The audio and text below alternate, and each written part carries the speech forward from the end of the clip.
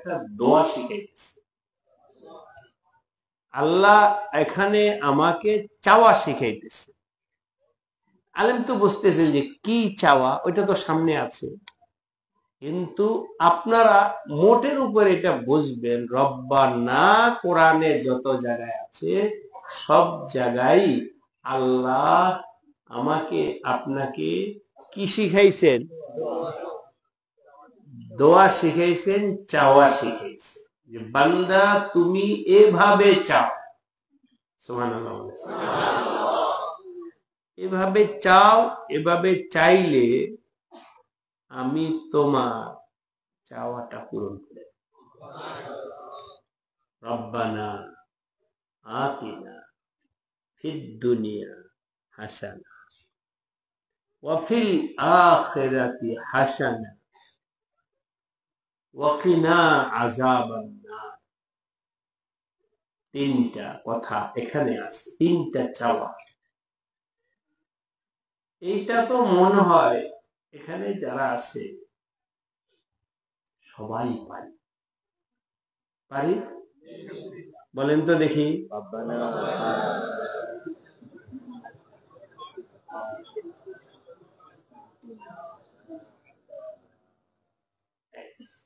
এখানে তিনটা চাওয়া আছে। একটা হলো রব্বানা আতিনা ফিদ দুনিয়া হাসানা, হে আল্লাহ তুমি আমাকে দুনিয়াতে হাসানা দান করো, ওয়া ফিল আখিরাতি হাসানা, হে আল্লাহ তুমি আখিরাতে আমাকে হাসানা দান করো। তিন নাম্বার হলো ওয়া কিনা আযাবান নার, হে আল্লাহ তুমি আমাকে জাহান্নামের আযাব থেকে মুক্তি দান করো। এভাবে দোয়া আল্লাহ শিখায় দিয়েছে। এই দোয়াটা পড়বে, ঠিক আছে ইনশাআল্লাহ। এখন কথা হলো তিনটা জিনিস কি কি? এক নাম্বার হলো হে আল্লাহ দুনিয়াতে আমরা, এই আয়াতের বাংলা এভাবেই বলা হয়, লেখা হয়, কিন্তু উদ্দেশ্যটা আমাদের হয়তো সবার বুঝে আসে না। আমরা বলি আল্লাহ তুমি দুনিয়াতে আমাকে কল্যাণ দান করো,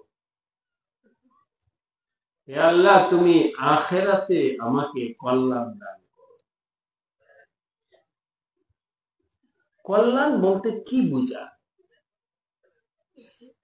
আমরা তো এটাই বুঝি, ভালো খাবো, ভালো করবো, ভালো থাকবো, দুনিয়াতে আরামে থাকবো, সুখে থাকবো, শান্তিতে থাকবো, এটাকেই কল্যাণ বুঝি। কিন্তু মুফাসসিরিনে কেরাম বলছে যে দুনিয়াতে কল্যাণ বলতে উদ্দেশ্য হলো দুনিয়াতে যতদিন থাকবো ততদিন যেন আল্লাহ আমি তোমার হুকুম মানতে পারি, সেই যোগ্যতা তুমি আমাকে দান করো। সুতরাং ভাইরা চলেন আপনাদের সাথে মশক করি। দুনিয়ার কল্যাণ কি? আল্লাহকে মানতে পারা। সংক্ষেপে বলছি, বলেন তো দুনিয়ার কল্যাণ কি?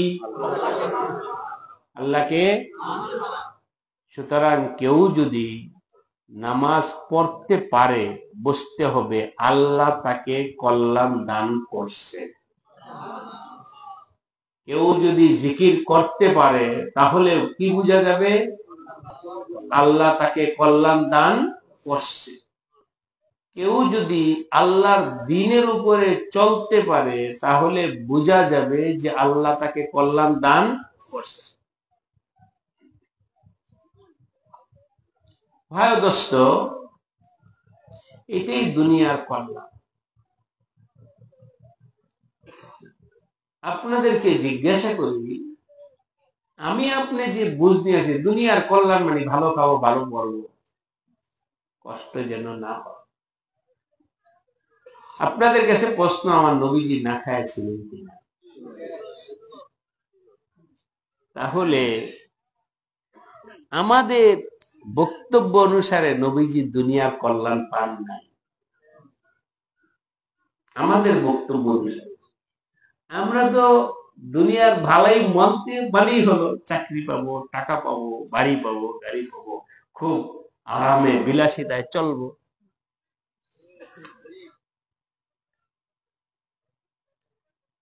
বিলাসিতায় চলবো, এটাকেই কল্যাণ যদি মনে করি, আমার নবীজি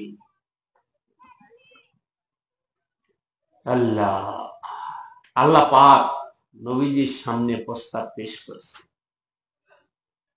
উহুদ পাহাড়টা স্বর্ণে পরিণত করে দিই,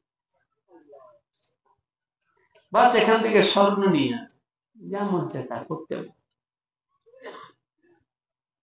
নবীজি বললেন, আল্লাহ আমি এটা চাইনি, বরং আমি পছন্দ করি একদিন তুমি আমাকে রিজিক দিবা, আমি খাবো,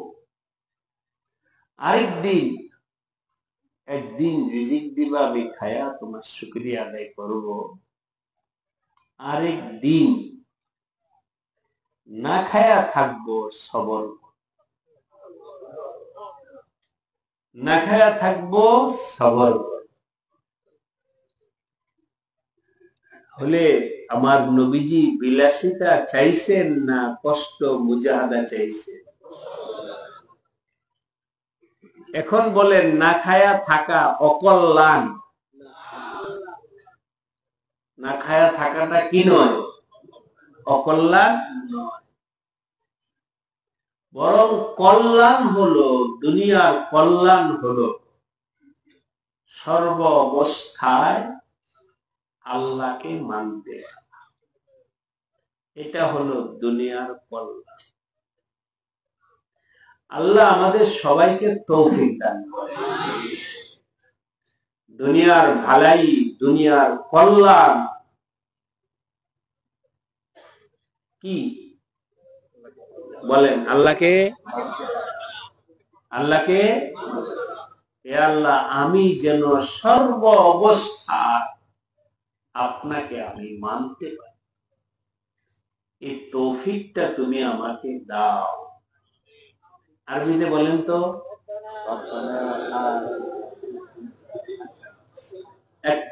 এখানে থাকবে, আরেকবার সবাই বলেন,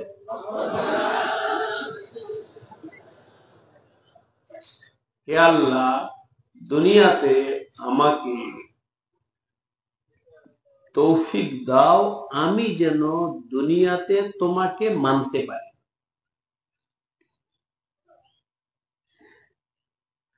আরব দিলের মধ্যে বসা, আল্লাহকে মানা এটা দুনিয়াতে হবে না আখেরাতে? নামাজ কি দুনিয়াতে পড়বেন না আখেরাতে? রোজা কি দুনিয়াতে রাখবেন না আখেরাতে? দুনিয়াতে তো কাজ হলো মানা, দুনিয়ার কাজেই হলো যে আল্লাহকে মেনেছে। ওয়াফিল আখিরাতি হাসানা, এবং আখিরাতেও তুমি আমাকে কল্যাণ দান করো। আখিরাতের কল্যাণটা হলো ওই দুনিয়াতে যেই মানাটা হয়েছে ওইটার ফল হলো আখিরাতের কল্যাণ। সুতরাং হে আল্লাহ, দুনিয়াতে তুমি আমাকে নামাজ পড়ার তৌফিক দাও, আর আখিরাতে এই নামাজের ফলটা দান করো। এবার বলেন, ফলটা কোথায়? নামাজের ফল কোথায়? জিকিরের ফল কোথায়? তেলাওয়াতের ফল কোথায়? এবার জিজ্ঞাসা করি, একজনে নামাজ পড়ে আল্লাহর কাছে চাকরি চাইতেছে, আল্লাহ নামাজ পড়লাম, তুমি আমাকে চাকরি দাও।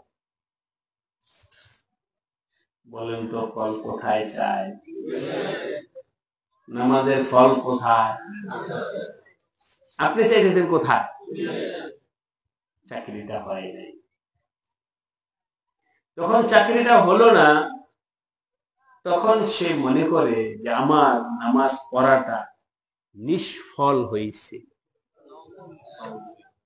মনে করে আমার চাওয়াটা নিষ্ফল হয়েছে, মনে করে এত চাইলাম আল্লাহর কাছে, আল্লাহ দিল না। আরে বুঝি যে তোমার চাওয়া থেকে ভুল হয়েছে। ফলটা কোথায়? ফলটা দুনিয়াতে চলে গেল, ফল পাকে নেই তো। কাঁচা ফল খাইতে পারবে না। ফল তো হলো কি? বলেন ফল কোথায়? এখন আপনারা বলবেন যে হুজুর, তাহলে দুনিয়াতে আমি কেমনে চলবো? আল্লাহ বলেন, বান্দা, এই দুনিয়াতে তুমি কেমনে চলবে তোমার চিন্তাও দরকার নেই, চাওয়ারও দরকার, এটা আমার দায়িত্ব। ওইটার জন্য তোমার ফিকির করা দরকার। এমনি বলছি আপনাদেরকে বুঝাতে। আলহামদুলিল্লাহ, আপনারা বিভিন্ন জামাত থেকে কাফেলা সহ আসছেন। আজকে দুপুরে কি খাবেন আপনাদের কোনো চিন্তা আছে? রান্না বান্নার চিন্তা আছে? নাই। কিন্তু ইনশাআল্লাহ সময় মতো আল্লাহ আপনাদেরকে খানা পৌঁছাবে কিনা এই দুনিয়া তুমি চিন্তা করো কেন? খামোখা যাও, তুমি তালিমে বসো, দুপুরে কি খাবে আমি দেখবো। তুমি জিকিরে বসো, দুপুরে কি খাবে আমি দেখবো। বলেন, এই আমাদের দুনিয়ার জরুরত পূরণ করার দায়িত্ব কে নিছে? ওমা মিন দাব্বাতিন ফিল আরদি ইল্লা আলাল্লাহ। এবং ঘোষণা করে দিছে, আল্লাহ আমাদের সবাইকে তৌফিক দান করেন। আমরা মানুষ, মানুষের কথা বিশ্বাস করি, কিন্তু আল্লাহর কথা বিশ্বাস করি। আল্লাহ আমাদের সবাইকে মাফ করে দেন। ইসলামী জোরে আসার সময় বলা হয়েছে, ভাই আপনাদের রান্না বান্না কোনো সামান আনার দরকার নেই, এখানেই আল্লাহ ব্যবস্থা করবেন, এখানেই রান্না বান্না হবে, এখানেই সময় মতো খানা। তো এটার তো মোটামুটি একটা একিনের হালাত আপনাদের সামনে হয়ে গেছে একদিন যাওয়ার পরে। কিন্তু আমার আল্লাহ তো ঘোষণা দিছে, এই ইসলাহি জোরে কথার কথা মাদারী কবুল এসছে, তোমার আজকে দুপুরে হলো, বান্দা আমি তোমার পুরো জিন্দেগিটার দায়িত্ব নিয়ে নিয়েছি। সুতরাং আমার আপনার চাওয়ার দরকার দুনিয়ার ফল না আখিরাতের ফল? রব্বানা আতিনা ফিদ দুনিয়া হাসানা। দুনিয়াতে তুমি গাছ লাগাও, দুনিয়াতে গাছ লাগানোর জায়গা হলো গাছ লাগাও দুনিয়াতে, ফল পাইবা কোথায়? ও আল্লাহ আমাদের সবাইকে একই নাম করে। সাহাবায়ে কেরামকে আল্লাহ জানে নবীজি কিভাবে তরবিয়ত দিয়েছেন, কিভাবে তরবিয়ত দিয়েছেন সাহাবায়ে কেরামকে। যখন যেই কথা বলছে একেবারে কিন্তু ছাড়া, একেবারে মনে হয়েছে ওনাদের চোখটা আল্লাহ এমন দিছেন। সাহাবায়ে কেরাম চোখ দিছেন কে? আল্লাহ। চোখ মানে চামড়ার চোখ না, অন্তর, অন্তর দৃষ্টি, অন্তর দৃষ্টি কে দিছেন? আল্লাহ। নবীজি যখন ইমান একিনের কথা বলতেন যে দেখো জান্নাতে আল্লাহ তোমাদের জন্য প্রস্তুত করছে, সাহাবীরা বলে আমরা তো দেখি যে জান্নাতের ফল বাতাসে ঘুরতেছে। নবীজি বলার সাথে সাথে তাদের কলবের হালাতটা এমন হয়েছে, আমরা দেখতেছি জান্নাতের ফলগুলো বাতাসে। এই চোখ সাহাবায়ে কেরামদেরকে এই অন্তর্দৃষ্টি দান করছেন কে? আল্লাহ। আমি আপনি দেখি না, কারণ গুনাহের কারণে আমাদের কলবের ভিতরে পর্দা পড়ে গেছে। গুনাহের কারণে কলবের ভিতরে পর্দা পড়ে গেছে, ছানি পড়ে গেছে। ছানি চোখের মধ্যে ছানি পড়লে যেমন কিছু দেখে না, ঠিক কলবের ভেতরেও ভাই দুষ্ট ছানি পড়ার কারণে আমরা কোরআনের কথাটা, নবীজির কথাটা দেখতে পাই না। কিন্তু চোখওয়ালা ছিলেন কারা? সাহাবায়ে কেরাম। বলেন, চোখওয়ালা ছিলেন কারা? চোখওয়ালা ছিলেন মজা কারা করে কথা বলছে। এক সাহাবী যাইতেছে ওদিকে, ডান দিকে যাইতেছে, আমি আপনি দেখলাম যে ওদিকে, ভাই কই যান? কই জান্নাতে যাইতেছি। কি বলে যান? এই তো উত্তর দিক, এদিকে তো কথা এদিকে দেখাই, এদিকে তো নদীর দিক। আপনি আমি দেখতেছি এদিকে কি নদী, সাহাবী বলে কি জান্নাত। কারটা সঠিক? বলেন কারটা সঠিক? কেন? ওদের তো চোখ আছে, এদের তো কি আছে? আমার আপনার কি নাই? চোখ নাই। সুতরাং এখন বলেন, আমি আমার মতে চলবো না সাহাবীদের পিছনে পিছনে? ওরা বলে আমি জান্নাতে যেতে চাই, তোমাদের যেহেতু চোখ নাই তোমরা তাদের পিছনে যাও। সুবহানাল্লাহ। এই হলো সাহাবায়ে কেরাম মেয়ারে হক। ওরা তো সত্যের দিকে যাচ্ছে। কার দিকে যাচ্ছে? সুতরাং ওরা যেদিকে যায় তোমরা ওদিকে যাও। উলাইকাল্লাযীনা হাদাহুমুল্লাহ, এদেরকে আল্লাহ চোখ দিয়ে তাদেরকে আল্লাহ জান্নাত পর্যন্ত পৌঁছায় দিয়েছে। ফাবিহুদাহু মুকতাদি, সুতরাং তাদের পথ অবলম্বন করে পিছনে পিছনে যাইতে থাকো। তারা যেটা চোখে অন্তর্দৃষ্টি দেখা যে জান্নাতে যাইতেছে, তাদের সাথে চলার কারণে তোমরাও সেই জান্নাতে চলে যাও। সুতরাং ভাই দোস্ত, আমাদের চোখ নেন, কি করব? আমাদের করণীয় হলো পিছনে চলা। বলেন, আমাদের করণীয় কি? তাদের পিছনে, সাহাবায়ে কেরামের পিছনে। কাদের পিছনে? আল্লাহ ওয়ালাদের পিছনে। সাহাবায়ে কেরাম নবীজির পিছনে চলছে। সাহাবায়ে কেরাম কার পিছনে চলছে? তাবেঈন সাহাবীদের পিছনে চলছে। আল্লাহ ওয়ালারা তাদের পিছনে চলছে।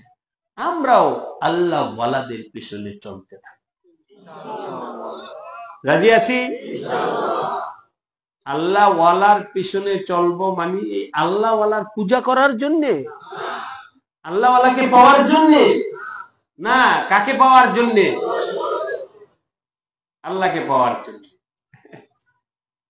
সবাই কেউ কেউ ভাই একটু ঘুমাইতেছে, যারা ঘুমান এটা হরকত নাড়াচাড়া হয়ে বসে। দেখেন তো ডানে ভাবে দেখেন কারা ঘুমায় ঘুমায়, এটা হরকত দেন। ডানে ভাবে দেখেন, ভাইকে দেখেন। নিজেরাও হরকত করি, অপর ভাইকেও জায়গায় দিই। তালিম তো শেষের দিকে চলে যেতেছে। এই তালিমের মাকসাদ একটা মাসলা আপনাদের দিলের মধ্যে বসায় দেওয়া। এই একটা মাসলা সবার অন্তরে যেন বসে যায়।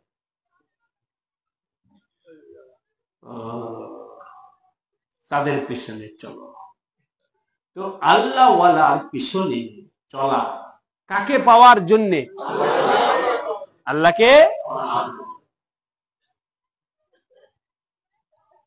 প্রশ্ন করে কি জানেন? বিভ্রান্তি করার জন্য।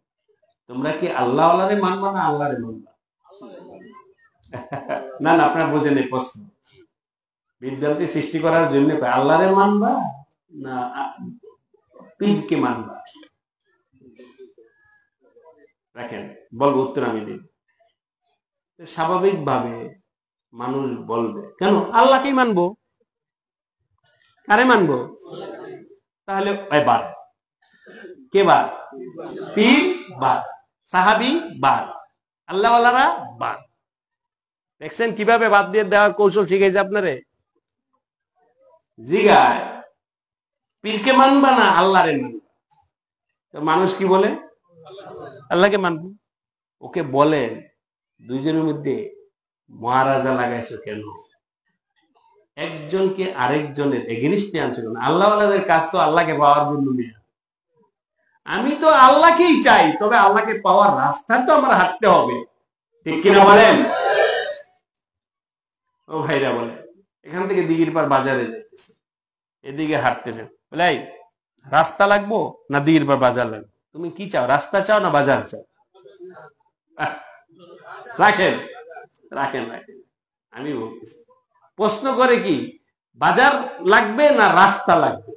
বোকা, বাজারে যাব, কিন্তু বাজারে যাইতে হবে তো রাস্তাটা দিয়ে, ঠিক কিনা বলেন? সুতরাং আমার বাজারও লাগবে, রাস্তাও লাগবে। আমার কাছে তো জাদু নাই যে আমি রাস্তা ছাড়া লাভ দিয়া যাব। দিঘির পার বাজারে কি লাভ দিয়া যাওয়া যায়? রাস্তা লাগবে। কি লাগবে? রাস্তা লাগবে। বলেন আমি আপনি কাকে চাই? রাস্তা, আল্লাহওয়ালা। রাস্তা কি? আল্লাহ। এবার বলেন তো আল্লাহ চাও না পীর চাও? এটা সঠিক উত্তর কে কে দিতে পারেন? হাত তুলেন। আল্লাহ আমাদের সবাইকে তৌফিক দান। দুইটা বাবারে মানবা না মারে মানবা? বুঝলেন না কথা? ওরে বকা দেন, বোকা। মাও আমার বাবাও আমার, দুজনের মধ্যে তোমরা ঝগড়া লাগাই দিয়ে চাও কেন? বাবাকে মানবো বাবা হিসেবে, মাকে মানবো মা হিসেবে। দুজনে একজনকে তো মানতে হবে, দুইজনকে তো মানা যাবে না। বাবারে মানবা না মারে মানবা?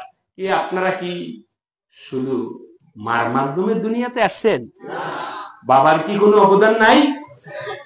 না শুধু বাবার মাধ্যমে আসছেন, মার কি অবদান নাই? দুইজনকে মান। কেমন ঘোলাটের মধ্যে আমাদেরকে ফেলতে চায় বিভ্রান্তিওয়ালারা। বাবারে মানবা না মারে মানবা, আল্লাহরে মানবা না পীরকে মানবা। আল্লাহ আমাদের সবাইকে সহি বুঝ দান করে। আমাদের মাবুদ আল্লাহ। মাবুদকে, ওই মাবুদকে ইবাদত করা, জিকির করা, আল্লাহকে পাওয়ার জন্য মুজাহাদা করার সবক দেয় পীরেরা, হক্কানি পীরেরা। কারা দেয়? কি পাওয়ার সবক দেয়? আল্লাহকে পাওয়ার সবক। আপনারা এই যে 2 দিন যাবত, প্রায় 2 দিন হয়ে যাচ্ছে, এখানে যে সমস্ত আমল দিছে, এই সমস্ত আমল গুলো কি পীরকে পাওয়ার না আল্লাহকে পাওয়ার? সুতরাং ওরা কেন আমাদের বিভ্রান্ত করতে চান? আমরা কেন বিভ্রান্ত হয়ে যাই? আল্লাহ আমাদের সবাইকে হেদায়েত দেন। মজবুত হব তো ইনশাআল্লাহ। সুন্দর একটা কথা বললা, যেমন পট করে আপনার প্রশ্ন করলাম, আপনারা উত্তর দিলেন, খেয়াল করেন না যে কোন দিকে যেতেছে। এই যে উদাহরণ দিলেন, বাবাকে মানবা না মারে মানবা? ফট করে কেউ বলেছে মারে মান, বাবা কি? আবার কেউ বলছে বাবাকে মানব।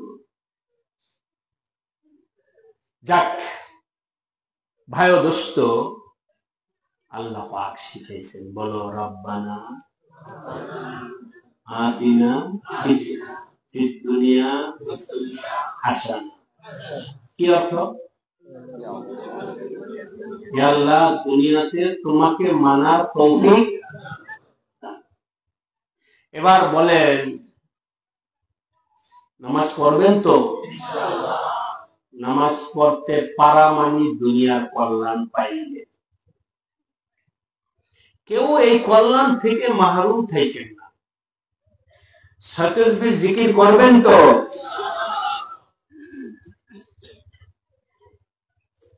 ফজরের নামাজ পড়ে তসবিহ হাতে নিয়ে জিকির করতেছে। আর এই কি করস? জিকির করি। জিকির কোন একটা আমল হইলো?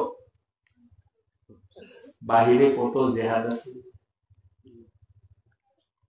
জিকির আমল কিনা?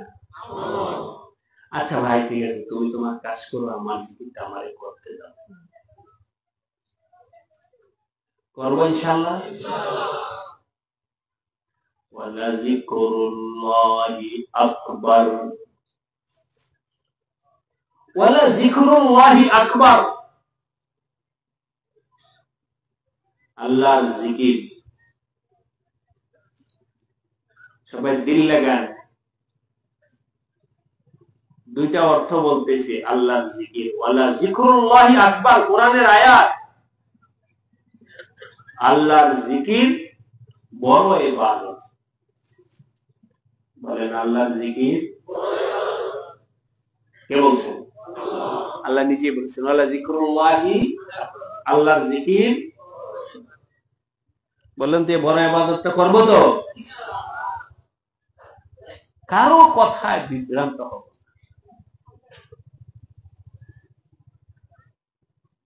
সতর্কের জিকির পর সকাল, কাউকে সবক দেওয়া হয়েছে ইসমে জাতের জিকির কর। আল্লাহ আল্লাহ আল্লাহ আল্লাহ আল্লাহ,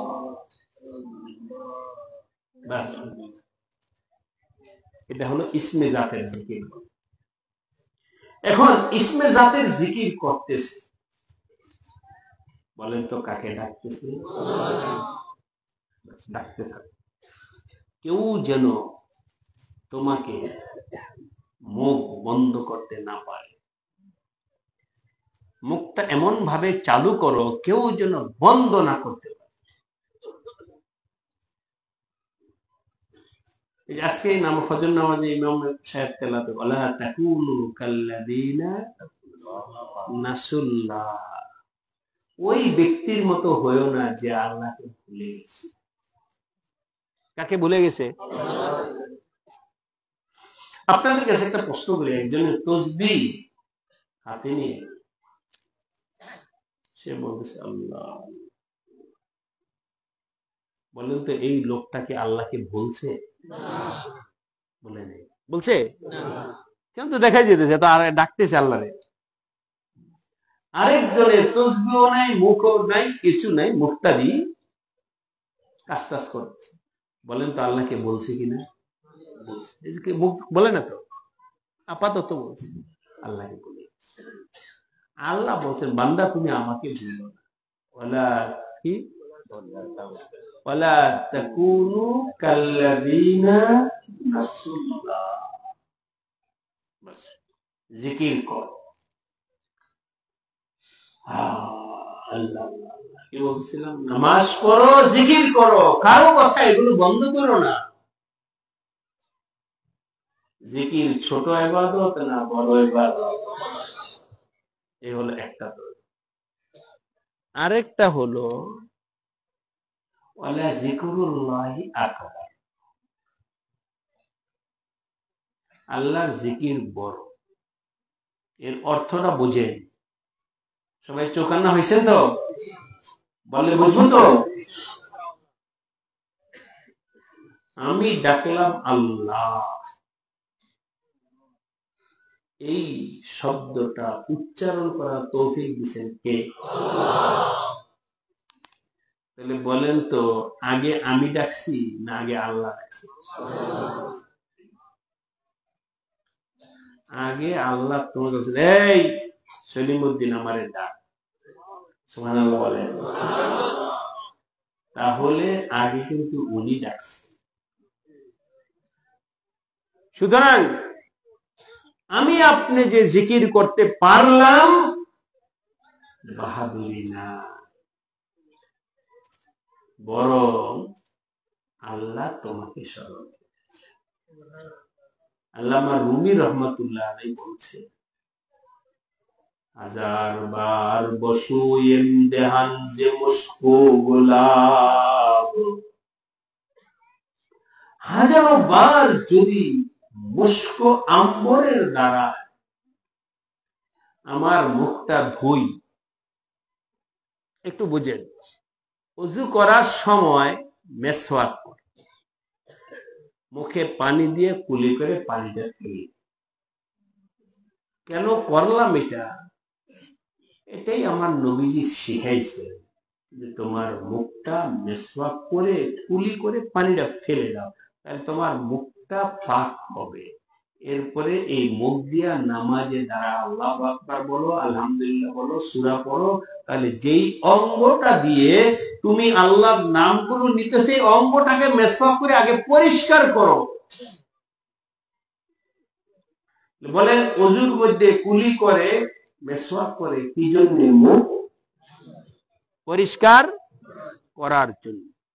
এবার আল্লামা রুমি বলেন, আল্লাহ আমার মুখটাকে পরিষ্কার করার জন্য হাজারো বার যদি এই পদ্মার পানি না, গোলাপ জল দিয়েও যদি আমি হাজারো বার মুখে কুলি করি, তারপরও তোমার নামটা যেমন পবিত্র, ওই পবিত্র নাম উচ্চারণ করার জন্য মুখটা যেমন পবিত্র হওয়ার দরকার, ওইটা হবে না।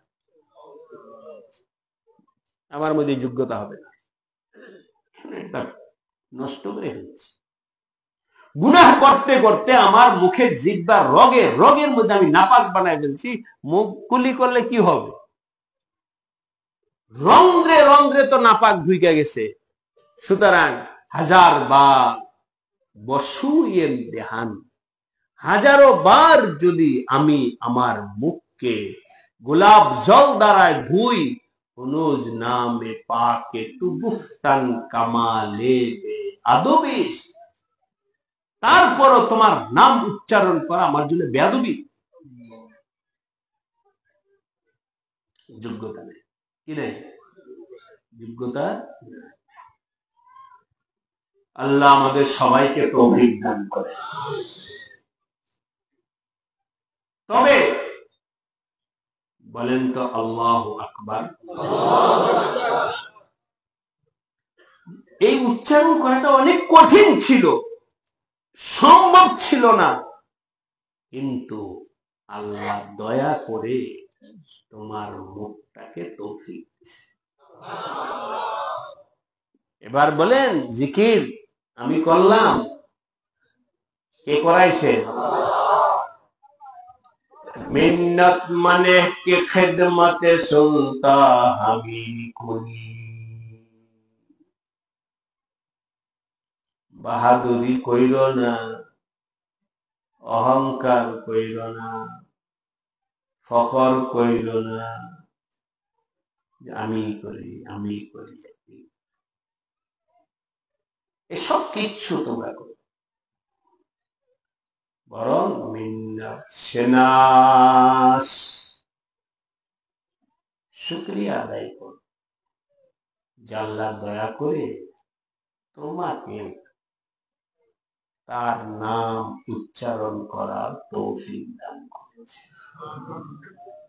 আল্লাহ শুকরিয়া, আলহামদুলিল্লাহ। আল্লাহ পাক আমাদের সবাইকে দুনিয়াতে তাকে মানার তৌফিক দান করেন, আখিরাতে তার ফল আল্লাহ আমাদেরকে দান করেন, জাহান্নাম থেকে বাঁচার তৌফিক দান করেন।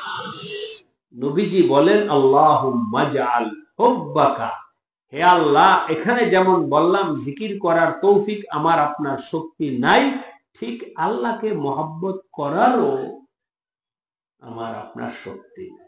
এই জন্য নবী শিখাইছেন যে ওনার কাছে চাও।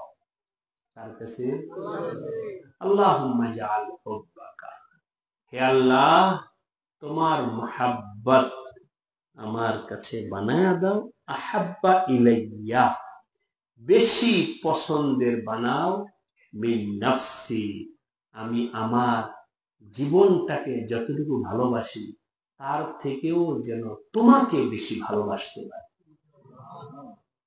এখন বলেন তো আমি আমাকে বেশি ভালোবাসবো না আল্লাহকে? ওমিন আহলি, আমার পরিবার পরিজন ছেলে মেয়ে থেকে যেন তোমাকে বেশি ভালোবাসতে পারি। দুই, 3 নম্বর হলো অমিনাল মা ইল বাড়ি, পিপাসার্ত ব্যক্তি ঠান্ডা পানি যেমন তার চাওয়া, আল্লাহ তোমার মহব্বতটাও আমার কাছে এমন চাওয়ার বানায়া। আল্লাহ আমাদের সবাইকে তৌফিক দান করেন। আজকে কি বার ভাই? শুক্রবারের আহাম গুরুত্বপূর্ণ আমল হলো জুমার নামাজ। জুমার নামাজের তৈয়ারি। জুমার নামাজের তৈয়ারির মধ্যে অনেকগুলো অংশ আছে।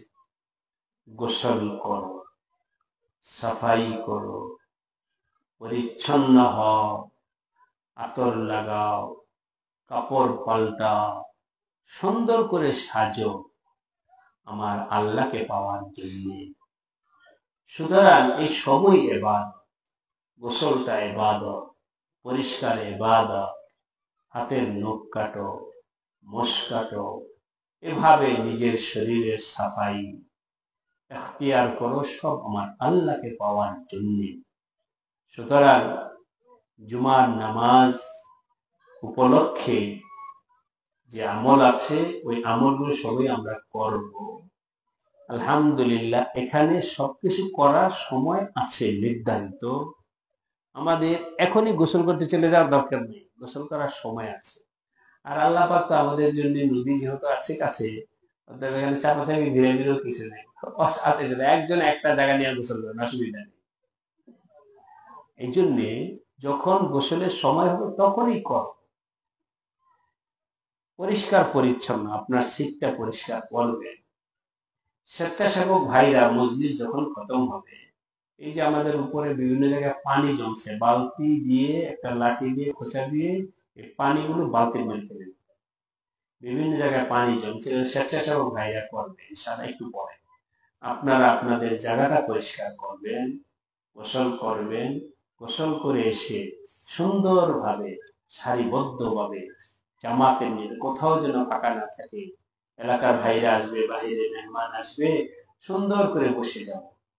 এই যে এখন যেমন বসা আছে, ইনশাল্লাহ আমাদের বাহিরের মেহমান আসলে এবার সুন্দর করে বসতে পারবো। শোনেন, এই মজলিসের সুনাম, আপনাদেরও সুনাম, আমারও সুনাম, সবই সুনাম, ঠিক কিনা বলেন? এই মজলিসে সবাই আপনারা বৈশা সুন্দরভাবে বৈশা বয়ান শুনলেন। কোন এক বুজুর্গ আল্লাহওয়ালা, এদিকে তাকান, এটা কি ওয়াজের মজলিস যে আপনারা প্রশংসা, বাহ ওই বক্তা তো অনেক সুন্দর বয়ান করছে? না, কারো ওয়াজ বয়ান শোনার প্রশংসা না, ও কি বলছে বুঝি নেই, ও ভালো বয়ান করে নেই, এই সমস্ত কথা মজলিস না। এখানে হলো মানান। এই মঞ্চ থেকে যে বলবে তার দিকে তাকায়া থাকবে। রাজি আছেন? তাহলে উনি ওনার মনের দোয়াটা দেবে। বাহ, মজলিসের মানুষগুলো এত ভালো, এত জায়গায় ওয়াজ করছি, কোথাও তো এমন নীরব দেখিনি। এটাই বড় দোয়া। এই যে দোয়াটা পাইলে বিশাল বড় দোয়া। ইনশাআল্লাহ। তোমরা কি খবর? আচ্ছা, একটা সম্ভাব্য ঘোষণা দিয়ে দিচ্ছি। আমাদের আজকে জুমার আগে একজন মুরব্বী বয়ান করবেন। মুরব্বী হলেন দারুল উলুম দেওবন্দ মাদ্রাসা, ভারতে মজলিসে শুরা সদস্য এবং হযরত মুফতি মাহমুদুল হাসান গঙ্গুহি রহমাতুল্লাহ আলাইহির খলিফা, হযরত মাওলানা রহমতুল্লাহ কাশ্মীর, ওনার বাড়ি কাশ্মীর। ইনশাআল্লাহ উনি কিছুক্ষণের মধ্যে রওনা দিবেন ঢাকা থেকে। এখানে উনি জুমার নামাজের আগেই বয়ান করবেন। তো বয়ান উর্দুতে হবে। আমাদের দেশের মানুষ তো 60 থেকে 70% উর্দু বোঝে। এরপরেও ওনার বয়ানের সার কথাটাও বাংলাতে বলে দেওয়া হবে, কিন্তু বয়ান বুঝি না এই মনোভাব যেন কারণ না থাকে। কারণ এই মজলিসটা বয়ানের মজলিস না, আল্লাহওয়ালাকে দেখলাম এত বড় ব্যক্তিকে দেখলাম, এটা আমাদের জন্য সৌভাগ্যের ব্যাপার, ঠিক কিনা বলেন? সুতরাং উনি যতক্ষণ বয়ান করবেন কেউ উঠাউঠি করবেন না।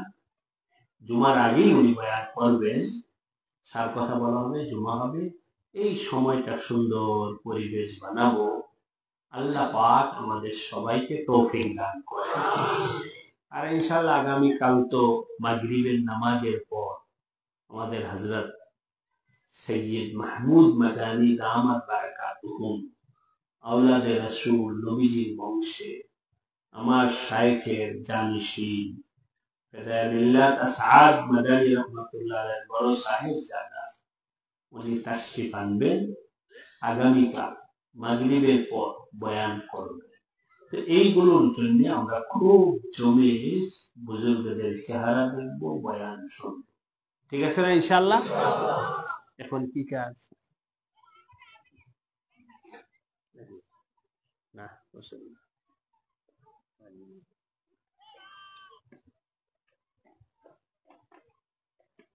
3টা পয়েন্টে যে কাছে বয়ান কখন, এখন বলে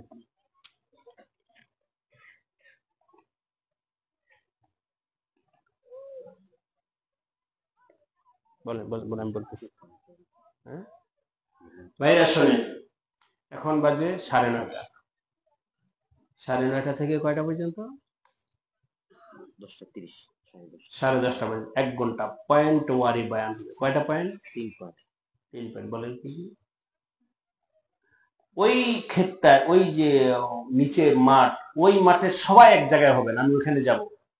এই যে ফরিদপুর, ভাঙ্গা ইত্যাদি ভাইরা যাচ্ছে, ওখানে সবাই যে যেখানে আছেন ওই জায়গায় সব উপস্থিত, আমি সেখানে যাব। একটা পয়েন্ট।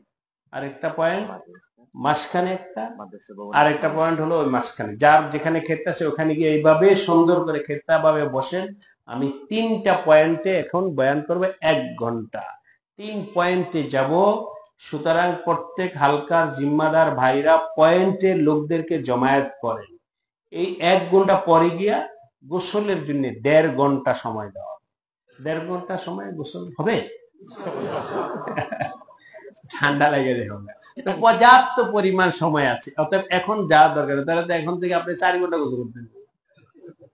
এই জন্য বাস এই পয়েন্টে জমায়েত হয়ে যাই, ওই পয়েন্টে জমায়েত, এই পয়েন্টে জমায়েত, এই পয়েন্টে জমায়েত, 3 জায়গায় সুন্দরভাবে আমি আসতেছি আপনাদের কাছে। খানকার সামনে, ঘরের সামনে এবং নামাজ দিকে যারা সবাই এক জায়গায় নামাজের যে আমাদের দেলোয়ার সাহেব, সিরাজগঞ্জের মুফতি দেলোয়ার সিরাজি সাহেব, উনি জিম্মাদার ইনশাআল্লাহ। আর মাঝ বরাবর আমরা বসি, এখানে একটা, বাকিরা এখানে বসি মাঝখানে 11 নম্বর খিত্তাকে সুন্দর লক্ষ্য করে এখানে বসি। 11 নম্বর খিত্তা মাঝ বরাবর, ডানে বামে সব খিত্তা এখানে বসবো। মাদ্রাসা ভবনের সামনেই যারা, ওখানে আরেকটা খিত্তা হবে, পয়েন্ট হবে, এবং পাকঘরের সামনের দিকে, পূর্ব দিকে যারা আছে ওনারা আমরা একটু উপরে উঠবো ইনশাআল্লাহ। আমাদের মুফতি মোহাম্মদুল্লাহ সাহেব যেখানে, ওখানে একটা পয়েন্ট আপনি করেন, সবাইকে একটু জমায়েত করতে হবে। আমাদের